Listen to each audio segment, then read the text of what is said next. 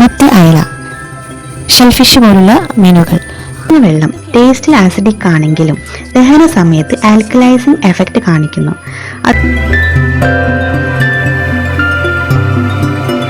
എല്ലാവർക്കും ഒരു പുതിയ വീഡിയോയിലേക്ക് സ്വാഗതം. കഴിഞ്ഞ വീഡിയോയിൽ ഞാൻ യൂറിക് ആസിഡ്, എന്താണ് യൂറിക് ആസിഡ്, എങ്ങനെയാണ് ഇത് നമ്മുടെ ശരീരത്തെ ബാധിക്കുന്നത്, യൂറിക് ആസിഡിന്റെ അളവ് കൂടുമ്പോൾ ഉണ്ടാകുന്ന ലക്ഷണങ്ങൾ എന്തൊക്കെയാണ് എന്നൊക്കെ വിശദമായി ഞാൻ കഴിഞ്ഞ വീഡിയോയിൽ പറഞ്ഞിരുന്നു. അപ്പോൾ ഏറ്റവും വലിയ ചോദ്യമുണ്ട്, നമുക്ക് നിയന്ത്രിക്കാൻ എന്തൊക്കെയാണ് ചെയ്യേണ്ടത്, ആയുർവേദത്തിൽ പറയുന്ന ഔഷധ സസ്യങ്ങൾ എന്തൊക്കെയാണ്, എന്തൊക്കെ ഭക്ഷണങ്ങളാണ് നമ്മൾ ഇതിനെ അവോയ്ഡ് ചെയ്യേണ്ടത്, എന്തൊക്കെയാണ് നമുക്ക് കഴിക്കേണ്ടത്, ആയുർവേദ പ്രകാരം അത്യാവശ്യമായി ഉൾപ്പെടുത്തേണ്ടത് എന്നൊക്കെയാണ് ഞാൻ ഈ വീഡിയോയിൽ പറയുന്നത്. ഏതൊക്കെ ഭക്ഷണങ്ങളാണ് ഒഴിവാക്കേണ്ടതെന്ന് നോക്കാം. മത്തി, അയല, ഷെൽഫിഷ് പോലുള്ള മീനുകൾ ചെമ്മയൊക്കെ കഴിക്കാൻ പാടില്ലാത്തതാണ്. റെഡ് മീറ്റ്, ബീഫ്, മട്ടനൊക്കെ കഴിക്കാൻ പാടുള്ളതല്ല. ഓർഗാൻ മീറ്റ്സ് എന്ന് വെച്ചാൽ ലിവർ, ഇവയൊക്കെ കഴിക്കാൻ പാടുള്ളതല്ല. പ്രോസസ്ഡ് ഫുഡുകളും ഒഴിവാക്കേണ്ടതാണ്. മഷ്റൂം അല്ലെങ്കിൽ കോൺ, ഗ്രീൻ പീസ് ഇവയൊക്കെ കഴിക്കാൻ പാടുള്ളതല്ല. ആൽക്കഹോൾ ഒഴിവാക്കേണ്ടതാണ്, പ്രത്യേകിച്ച് ബിയർ. ഏതൊക്കെ ഭക്ഷണങ്ങളാണ് ഉൾപ്പെടുത്തേണ്ടത് നോക്കാം. രോഹു, കട്ല കഴിക്കാവുന്നതാണ്. അതുപോലെ തന്നെ നദിയിലുള്ള മീനുകളൊക്കെ മിതമായി കഴിക്കാവുന്നതാണ്. ചിക്കൻ മിതമായി കഴിക്കാവുന്നതാണ്.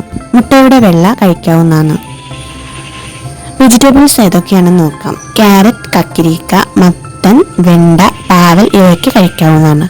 ഫ്രൂട്ട്സിൽ ആപ്പിൾ, പപ്പായ, സ്ട്രോബെറി, ചെറി ഇവ നല്ലതാണ്. കൂടാതെ ചെറുനാരങ്ങ വെള്ളം ധാരാളം കുടിക്കാവുന്നതാണ്. ഇത് യൂറിക് ആസിഡ് ക്രിസ്റ്റൽസ് അലിയിച്ചു കളയാനും യൂറിക് ആസിഡ് ക്രിസ്റ്റൽസ് രൂപപ്പെടുന്നത് തടയുവാനും സഹായിക്കുന്നു.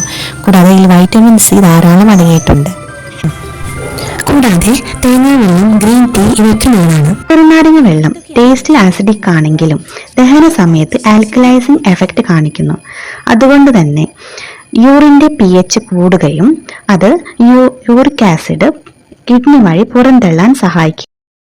പാലുൽപ്പന്നങ്ങളിൽ പാലായാലും തൈരായാലും മോരായാലും ഫാറ്റ് കുറഞ്ഞതാണ് ഉപയോഗിക്കേണ്ടത്. മോരാണെങ്കിൽ എണ്ണയൊക്കെ ഒഴിവാക്കിയ മോരാണ് ഉപയോഗിക്കേണ്ടത്. ഫ്രൂട്ട്സിൽ സിട്രസ് ഫ്രൂട്ട്സ്, പുളിയുള്ള ഫ്രൂട്ട്സ് ആണ് കൂടുതൽ കഴിക്കേണ്ടത്. Whole grains, oats, brown rice, barley ഇവ ഫൈബർ ധാരാളം അടങ്ങിയിട്ടുണ്ട്. ഇത് ധാരാളം കഴിക്കാവുന്നതാണ്. യൂറിക് ആസിഡിന്റെ അളവ് കുറയ്ക്കുവാൻ സഹായിക്കുന്ന നമ്മുടെ വീട്ടുമുറ്റത്ത് തന്നെ കാണുന്ന ചില ഔഷധ സസ്യങ്ങളാണ് ഞാൻ ഈ വീഡിയോയിലൂടെ പറയുന്നത്. ആദ്യത്തേത് പുനർനവ അല്ലെങ്കിൽ തഴുതാമ. നമ്മുടെ വീട്ടുമുറ്റത്തും നമ്മുടെ പരിസരത്തൊക്കെ കാണുന്നതാണ്. എല്ലാവർക്കും ഇത് വളരെ പരിചിതമായ ഒരു ഔഷധ സസ്യമാണ്. ഇത് യൂറിക് ആസിഡ് കുറയ്ക്കാൻ സഹായിക്കുന്ന ഒരു ഔഷധമാണ്. നീര്, വേദന, പല അസുഖങ്ങൾക്കും ഉപയോഗിച്ച് വരുന്ന ഒരു പ്രശസ്തമായ ഒരു ഔഷധ സസ്യമാണ് പുനർനവ അല്ലെങ്കിൽ തഴുതാമ.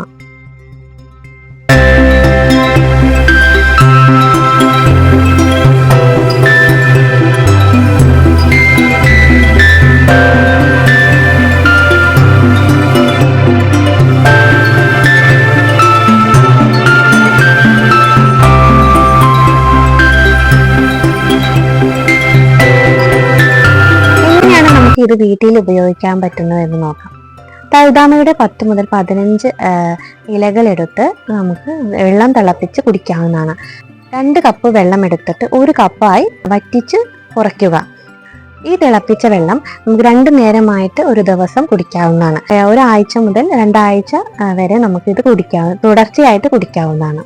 രണ്ടാമത്തെ ഔഷധം ഗുഡുചി അല്ലെങ്കിൽ ചിറ്റാമൃത്. ഇതും നമുക്ക് സുലഭമായി കാണുന്നതും നമ്മുടെ വീട്ടുമുറ്റത്തൊക്കെ ഉണ്ടാവുന്ന ഔഷധ സസ്യമാണ്. പ്രശസ്തമായ ഒരു ഔഷധ സസ്യമാണ്. നീരുവേദന എന്നിവയ്ക്കും അതേപോലെ തന്നെ യൂറിക് ആസിഡ് കുറയ്ക്കാൻ വളരെ ഫലപ്രദമായ ഒരു ഔഷധ സസ്യമാണ് ചിറ്റാമൃത്.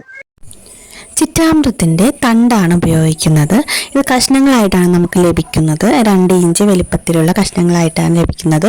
ഇത് 6 മുതൽ 8 കഷ്ണങ്ങളെടുത്ത് 2 കപ്പ് വെള്ളമെടുത്ത് തിളപ്പിച്ച് 1 കപ്പായി കുറുക്കി കുടിക്കാവുന്നതാണ്.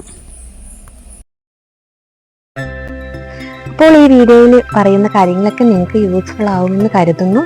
അടുത്ത വീഡിയോയിൽ ചില സിമ്പിൾ ആയിട്ടുള്ള ആയുർവേദിക് ഹോം റെമഡീസ് എന്തൊക്കെയാണെന്ന് പറയാം. Thank you. Have a nice day.